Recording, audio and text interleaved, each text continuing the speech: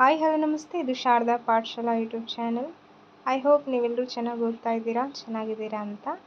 So ಇವತ್ತಿನ ಒಂದು ವಿಡಿಯೋದಲ್ಲಿ ನಾವು PSI ನೇಮಕಾತಿ ಯಾವಾಗ ಆಗುತ್ತೆ ಅನ್ನೋದರ ಒಂದು ಕಂಪ್ಲೀಟ್ ಮಾಹಿತಿನ ಈ ಒಂದು ವಿಡಿಯೋದಲ್ಲಿ ತಿಳಿಸ್ಕೊಡ್ತೀನಿ. ಹಾಗೆ ನೋಟಿಫಿಕೇಷನ್ ಯಾವಾಗ ಆಗುತ್ತೆ, ಎಷ್ಟು ಹುದ್ದೆಗಳಿಗಾಗುತ್ತೆ, ಹಾಗೆ ಯಾವ ಒಂದು ಮಂತಲ್ಲಿ ಎಕ್ಸಾಮ್ ಇರುತ್ತೆ, ಎಲ್ಲ ಒಂದು ಕುರಿತು ಡಿಸ್ಕಸ್ ಮಾಡ್ತಾ ಹೋಗೋಣ. ಸೊ ಫಸ್ಟ್ ಟೈಮ್ ನಮ್ಮ ಚಾನಲ್ನ ನೋಡ್ತಾ ಇದ್ದರೆ ದಯವಿಟ್ಟು ಸಬ್ಸ್ಕ್ರೈಬ್ ಮಾಡಿಕೊಂಡು ನಮಗೆ ಸಪೋರ್ಟ್ ಮಾಡಿ ಅಂತ ಹೇಳ್ತಾ ಇವತ್ತಿನ ಒಂದು ವಿಡಿಯೋನ ಸ್ಟಾರ್ಟ್ ಮಾಡೋಣ ಬನ್ನಿ. ಸೊ ಈ ಒಂದು ಪ್ರಕಟಣೆಯಲ್ಲಿ ಏನಿದೆ ಅಂತಂದರೆ ಡೇಟ್ ಬಂದುಬಿಟ್ಟು 17/6/2026 ಅಂದರೆ ಇವತ್ತು 24 ಅಲ್ವಾ. ಸೊ 17/6/2026 ಈ ಒಂದು ಪ್ರಕಟಣೆಯನ್ನು ಹೊರಡಿಸಿರ್ತಕ್ಕಂಥದ್ದು ಏನಿದೆ ಅಂತ ಹೇಳಿದ್ರೆ, ಸೊ ಈ ಒಂದು ಪ್ರಕಟಣೆಯನ್ನು ಪೊಲೀಸ್ ಬೆಂಗಳೂರು ಇವರು ಹೊರಡಿಸಿದ್ದಾರೆ.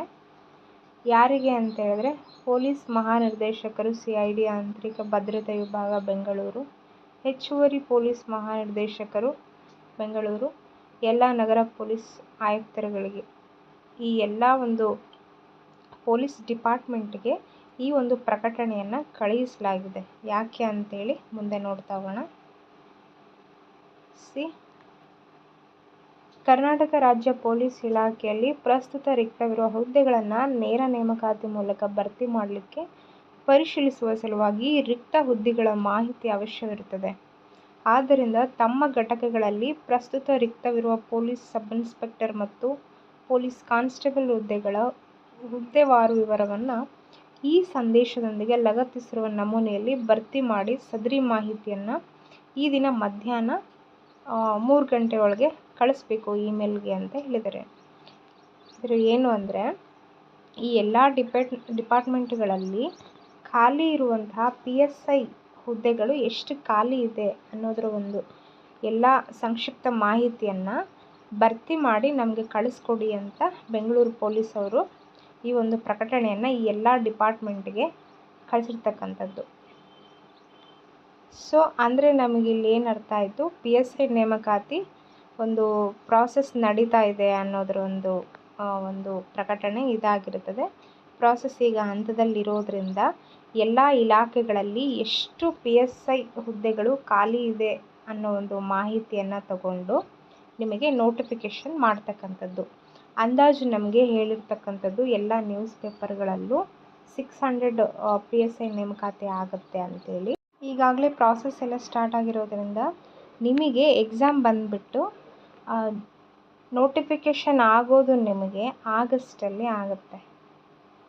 ಓಕೆ, ಜುಲೈ ಎಂಡ್ ಅಥವಾ ಜುಲೈ ಎಂಡು ಆರ್ ಆಗಸ್ಟಲ್ಲಿ ನಿಮಗೆ ನೋಟಿಫಿಕೇಷನ್ ಆಗುತ್ತೆ. ಓಕೆ, ಸೊ ನೋಟಿಫಿಕೇಷನ್ ಮಾಡೋರು KEದವರು, ಈ ಸತಿ KEದವ್ರಿಗೆ ಕೊಟ್ಟಿದ್ದಾರೆ. KEದವರು ಈ ಒಂದು PSI ಹುದ್ದೆಯನ್ನು ಒಂದು ನೇಮಕಾತಿ ಮಾಡ್ತಾರೆ.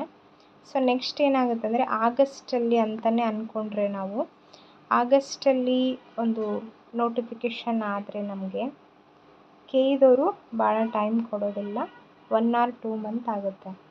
2 ಮಂತ್ಸ್ ಅಂತ ಇಟ್ಕೊಂಡ್ರೂ ಕೂಡ ನಮಗೆ ಆಗಸ್ಟು, ಸೆಪ್ಟೆಂಬರು, ಅಕ್ಟೋಬರು 2 ತಿಂಗಳು ನಮಗೆ ಕೊಡ್ತಾರೆ. ಅಕ್ಟೋಬರಲ್ಲಿ 2 ಮಂತ್ಸ್ ಕಂಪ್ಲೀಟ್ ಆಗುತ್ತೆ. ನವೆಂಬರಲ್ಲಿ ನಿಮಗೆ ಎಕ್ಸಾಮ್ ಇರುತ್ತೆ. ಓಕೆ, ಎಕ್ಸಾಮ್ ಇರುತ್ತೆ. ಸೊ ಎಕ್ಸಾಮ್ ಆದ ತಕ್ಷಣ ನಿಮಗೆ ಒಂದು 1.5 ಮಂತ್ ಆರ್ 2 ಮಂತ್ಸಲ್ಲಿ ನಿಮಗೆ ರಿಸಲ್ಟ್ ಕೂಡ ಅನೌನ್ಸ್ ಮಾಡ್ತಾರೆ.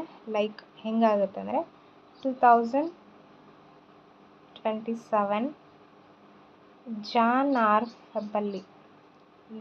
ಫೆಬ್ಬಲ್ಲಿ ನಿಮಗೆ ರಿಸಲ್ಟನ್ನು ಅನೌನ್ಸ್ ಮಾಡ್ತಾರೆ. 27ನಲ್ಲಿ ನೀವು PSI ಅಧಿಕಾರಿಯಾಗಿ ಆಯ್ಕೆ ಆಗಿರ್ತೀರ. ಸೊ ಆ ಒಂದು ನಿಟ್ಟಿನಲ್ಲಿ ಎಲ್ಲರೂ ಸ್ಟಡಿನ ಮಾಡಿ ಸಿಲೆಬಸ್ ಕಾಪಿನ ತಗೊಂಡು ಅದರ ಪ್ರಕಾರ ನೀವು ಸ್ಟಡಿ ಮಾಡಿದ್ರೆ ಖಂಡಿತ ನೀವು 27ನಲ್ಲಿ ನಿಮ್ಮ ಒಂದು ಕನಸಿನ ಹುದ್ದೆಯನ್ನು ನೀವು ಪಡ್ಕೋಬೋದು. ಸೊ ಇಷ್ಟು ಈ ಒಂದು ವಿಡಿಯೋದಲ್ಲಿ ಇರುವಂಥ ಒಂದು ಮಾಹಿತಿನ ಹಂಚ್ಕೊಂಡಿದ್ದೀನಿ. ಎಲ್ಲರಿಗೂ ಇಷ್ಟ ಆದರೆ ಒಂದು ಲೈಕ್ ಕೊಡೋದನ್ನು ಮಾತ್ರ ಮರಿಬೇಡಿ. ಫಸ್ಟ್ ಟೈಮ್ ನಮ್ಮ ಚಾನಲ್ನ ನೋಡ್ತಾ ಇದ್ದರೆ ದಯವಿಟ್ಟು ಸಬ್ಸ್ಕ್ರೈಬ್ ಮಾಡ್ಕೊಳ್ಳಿ. ಹಾಗೆ ನೆಕ್ಸ್ಟ್ ವಿಡಿಯೋದಲ್ಲಿ ನಾನು PC ಮತ್ತು PSIಗೆ ಯಾವ ರೀತಿ ಓದಬೇಕು, ಫಸ್ಟ್ ಅಟೆಂಪ್ಟ್ಗೆ ನಾವು ಯಾವ ರೀತಿ ಕ್ಲಿಯರ್ ಮಾಡಬೇಕು ಅನ್ನೋದನ್ನು ಕಂಪ್ಲೀಟಾಗಿ ತಿಳಿಸ್ಕೊಡ್ತೀನಿ. ಸೊ ಇವತ್ತಿಗೆ ಒಂದು ವಿಡಿಯೋನ ಇಲ್ಲಿಗೆ ಮುಗಿಸ್ತಾ ಇದ್ದೀನಿ. Thank you so much.